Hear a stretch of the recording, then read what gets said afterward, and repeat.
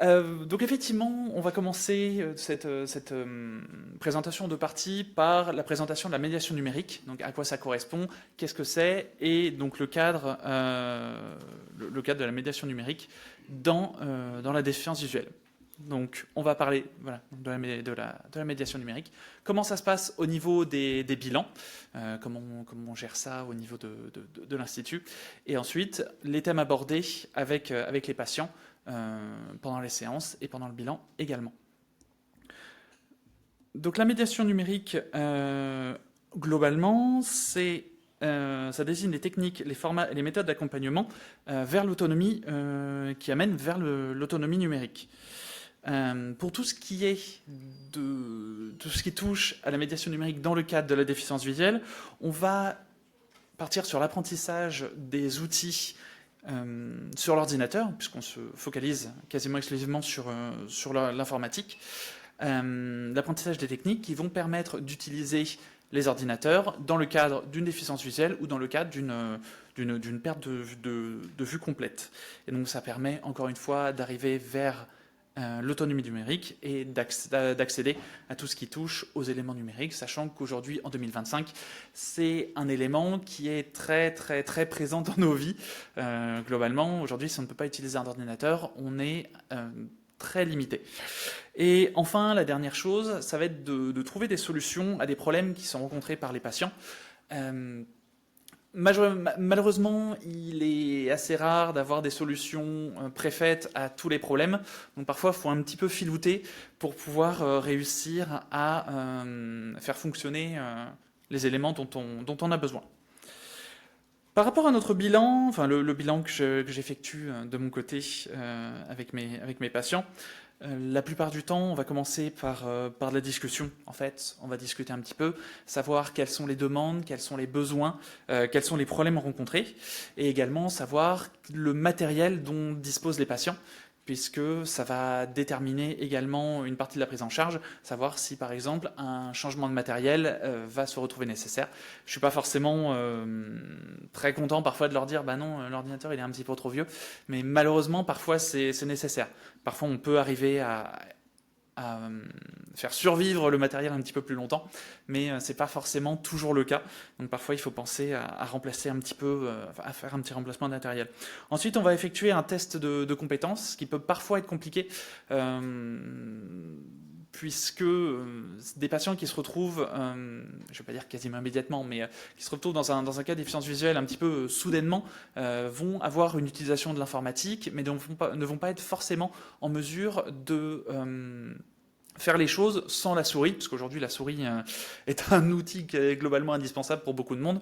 Donc c'est vrai que le test de compétences se retrouve parfois un petit peu compliqué par rapport à ça. Les gens savent faire les choses, mais ne sont pas forcément toujours en mesure de le faire dans la situation actuelle.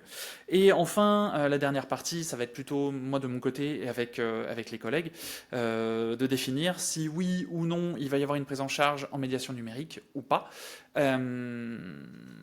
Et donc définir le nombre de séances et ce genre de choses de façon à pouvoir avoir la prise en charge dans les meilleures conditions possibles. On va aborder ces 8 thèmes avec les patients en général. C'est des questions que je vais poser au fur et à mesure. La première chose, ça va être au niveau de la dactylo, donc savoir si le patient est en mesure de taper de ses 10 doigts sur un clavier, donc savoir si il va avoir besoin de ça. Dans le cas où il y a besoin, nous avons mis en place à l'Institut un groupe ce qu'on appelle le groupe clavier. Donc le groupe clavier se compose en général de 4 patients et on est sur des sessions de 6 séances en tout. Et donc le but, ça va être vraiment l'apprentissage du clavier, donc en apprenant les positions pour pouvoir bien placer ses doigts, les positions neutres, etc. Et ensuite, une fois que la présentation des positions des doigts sont acquises, on va faire des petits jeux, on va faire des choses qui sont le plus ludiques possible. Et l'effet de groupe, en fait, va permettre justement que les patients se poussent un petit peu entre eux et donc vont pouvoir progresser au fur et à mesure. Deuxième chose, ça va être le travail sur le système d'exploitation. Donc ici, on a les 3 systèmes d'exploitation qui sont réunis, donc Windows, macOS et Linux pour les plus braves d'entre eux. C'est arrivé une seule fois que j'ai eu une demande par rapport à Linux. En général, on va être sur du Windows ou du macOS. Donc ça va être l'apprentissage justement du système, donc soit hors déficience visuelle, enfin hors cécité complète, donc sans lecteur d'écran, mais avec outils d'adaptation qu'on verra juste après. Ou sinon, ça va être uniquement avec les lecteurs d'écran. Donc ça va être les tâches simples globalement. Ça va être typiquement pouvoir modifier des paramètres, aller chercher des fichiers, ce genre de choses, faire des sauvegardes. On est sur ce genre de choses. Ensuite, on va travailler sur les lecteurs d'écran. Donc les lecteurs d'écran, qu'est-ce que c'est? C'est un outil qui permet de vocaliser les éléments qui sont présents à l'écran. Donc justement, tout ce qui est écrit, tout ce qui est présent va être vocalisé, sachant que on a énormément de mots-clés qui sont indiqués par rapport à ça, qui donnent justement des indications plus ou moins précises sur les éléments présents à l'écran. On a différents types de lecteurs d'écran. On va avoir les solutions natives, donc qui vont être par exemple le narrateur sur Windows ou VoiceOver sur macOS. Sinon, pour tout ce qui touche aux autres éléments sur Windows, on va avoir NVDA qui est un lecteur d'écran gratuit open source, et JAWS qui est lui par contre un lecteur d'écran qui est payant et assez cher en plus de ça. Dans le cadre d'une déficience visuelle, mais avec un reste visuel, on va pouvoir adapter typiquement l'expérience utilisateur pour permettre d'utiliser l'ordinateur de façon le plus confortable possible. Et par exemple, ça va être modifier la taille des textes, ça va être utiliser la loupe, quelque chose que j'utilise moi personnellement énormément, modifier les contrastes, modifier les couleurs. Donc vraiment de permettre de rendre l'utilisation de l'informatique le plus, j'ai perdu mon mot, mes excuses, simple possible. Voilà, on va dire ça comme ça. Élément suivant, on va parler de la bureautique bien évidemment, parce que c'est quelque chose qui est assez important dans l'utilisation de l'informatique, à la fois pour les personnes qui travaillent encore ou qui sont à la retraite. Hein. Typiquement, il y a des gens qui font encore des courriers par exemple. Donc ça va être l'utilisation des outils bureautiques classiques, donc on va partir sur Word, Excel, PowerPoint. J'ai eu le cas où il y a eu un Microsoft Project qui s'est présenté, qui n'est pas du tout adapté pour le coup.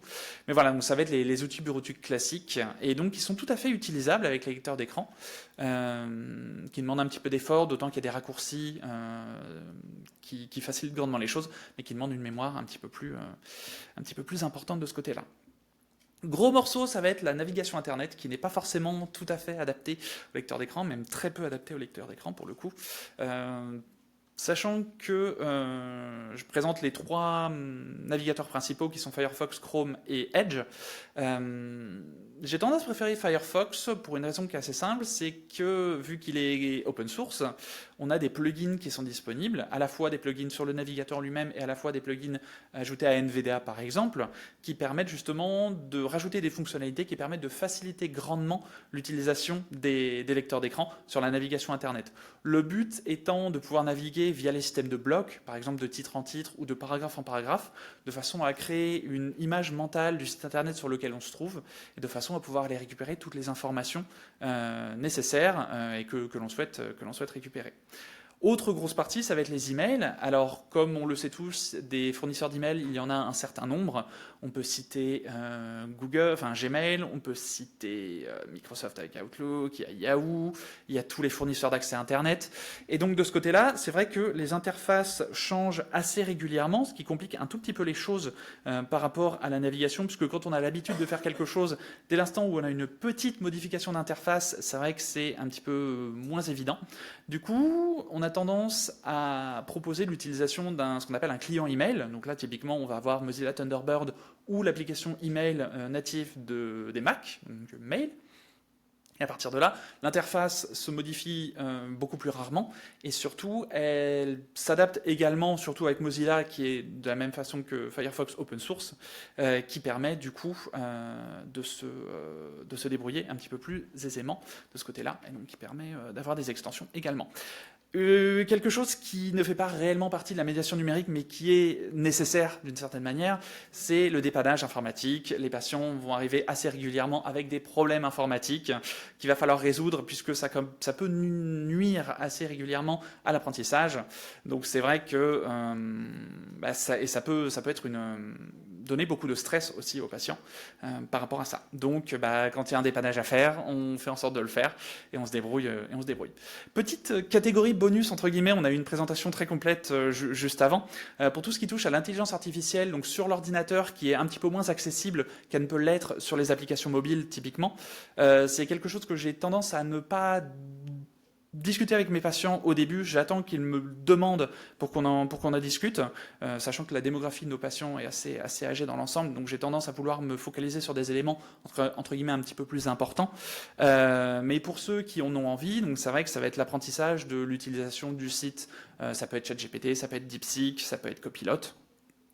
Il y en a un certain nombre, encore une fois. Et c'est surtout de pouvoir être en mesure de faire des prompts qui vont amener au résultat escompté, de façon à pouvoir ne pas trop faire des allers-retours avec l'IA pour arriver au résultat voulu. Je vais terminer ma présentation avec quelques chiffres. Sachez que ces chiffres sont sur l'année 2024 de février à décembre, parce que c'est nous avons ouvert au mois de février 2024. Il y a eu en tout 37 bilans effectués au niveau de la médiation numérique. Il y a eu 416 séances en tout de médiation qui ont été faites à l'Institut. Et en général, avec les patients, on va être sur 11 séances de moyenne. Le record de séances que j'ai eu avec un patient étant 29 en tout. Quelques stats supplémentaires, mais cette fois plutôt liés à l'Institut, complètement liés à l'Institut d'ailleurs. Donc comme je vous ai indiqué, on a une démographie qui est assez âgée dans l'ensemble, très légèrement plus de femmes que d'hommes, mais voilà, donc on arrive à 68 ans de moyenne d'âge, et on a des séjours d'environ 5 mois à l'Institut. C'est tout pour moi.